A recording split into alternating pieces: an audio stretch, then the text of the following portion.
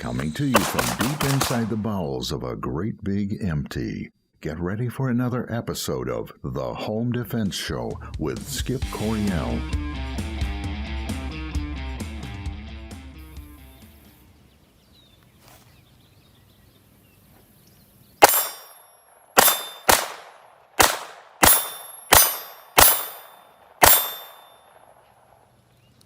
This is Phoenix Coryell. Welcome to the Home Defense Show. Hey folks, welcome back to the Home Defense Show. This is your host Skip Coryell. I'm just sitting here in my truck thinking. I do that a lot. I probably think way too much. Probably because I'm a writer. Writers tend to be introverted. They just think about stuff a lot, right? Don't necessarily get a lot done, but I just think, and I'm out here on my property, my expansive 20-acre woods here, sitting on the bridge because we've got a nice creek running through the length of our property, and I'm just watching the water flow. Let's see if I can get you, see if you guys can you guys see that? Just nod your head if you can see it. Okay, thanks. I just like to watch the water because it's flowing, and someday the water that I'm watching right now, that's going to flow into a bigger creek, which flows into the Gun River, which flows into the Kalamazoo River, which flows into Lake Michigan, which flows into St. Lawrence Seaway, which goes out into the ocean. And the water I'm looking at right now, a year from now, could be in Hawaii.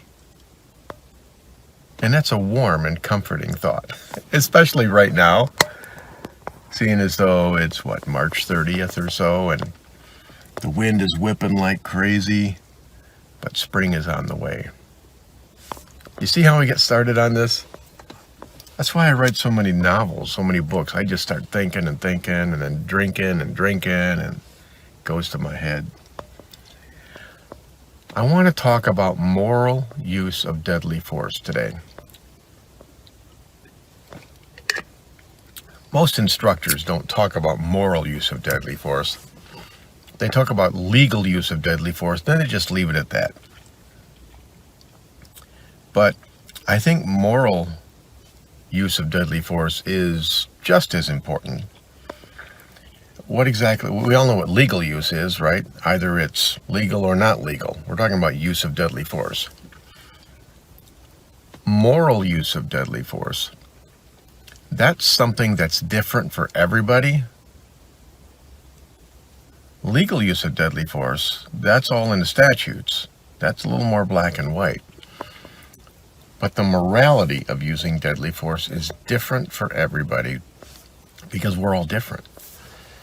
We have different upbringings, we have different experiences, we have a different belief system, right?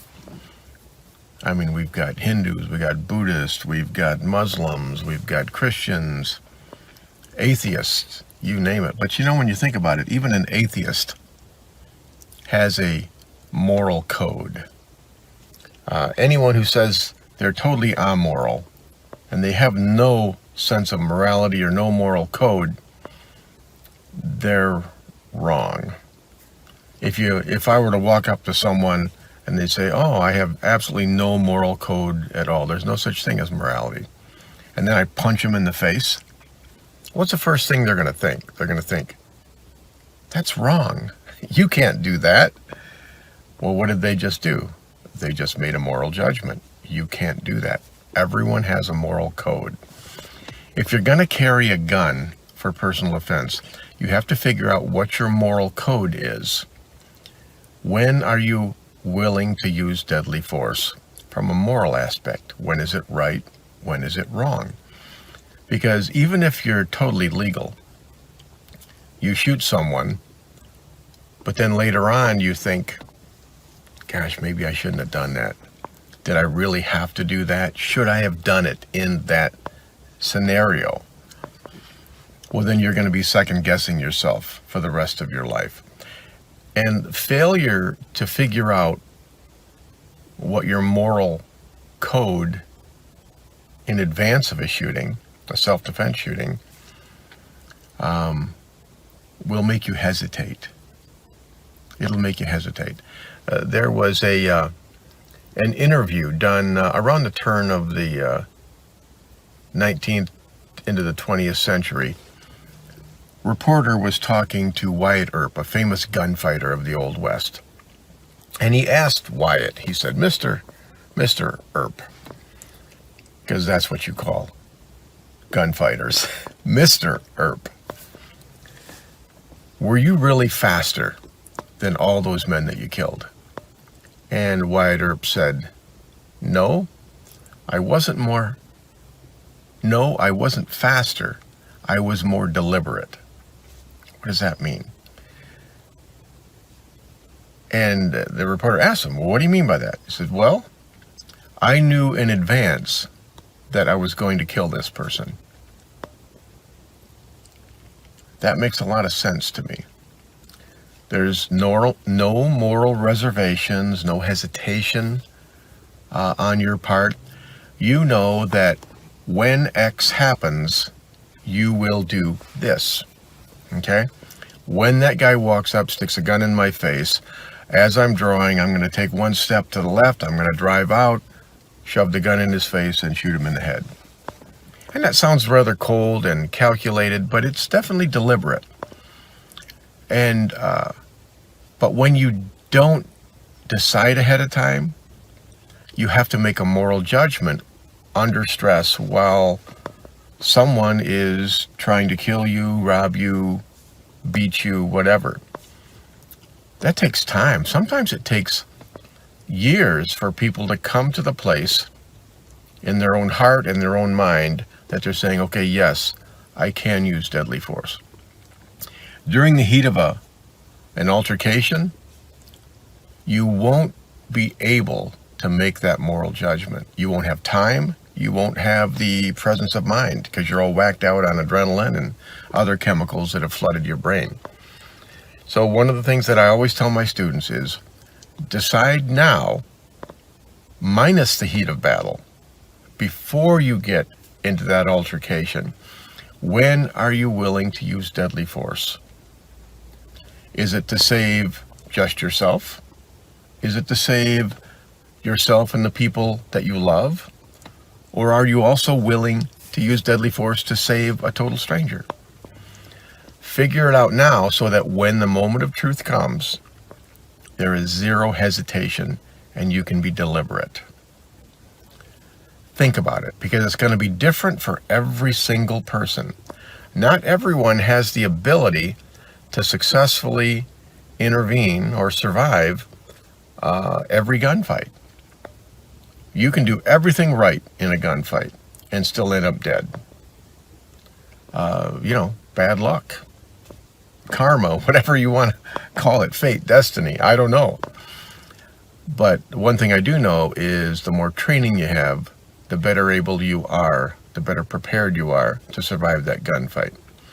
But without being deliberate, without knowing your moral code, your chances of surviving that gunfight go down exponentially because you'll be slow, because you'll hesitate, you won't know what to do. And that's about all I got to say about that. Check out our sponsors, Center Shot Indoor Gun Range, where it's always a perfect 70 degrees. And then I want you to check out USCCA, get some legal protection. Check out your local creek. That's about 8-9 feet wide. Goes all the way to Hawaii. Take some time to reflect. The change of a season is a good time to reflect about heavy stuff like this. Don't be like me, because I think about this stuff all the time. And that's probably why I have to write books. I'm working on the Mad American Book 2 right now, Day of Reckoning. And of course, in my novels, all the bad guys die and the good guys flourish. And that's the way it should be. All right, this is Skip Coryland, Home Defense Show. I will be back next week, but check out Center Shot Indoor Gun Range and United States Concealed Carry Association. This is Skip Coryell. I will see you next week with more good stuff. See you later. God bless. Stay safe.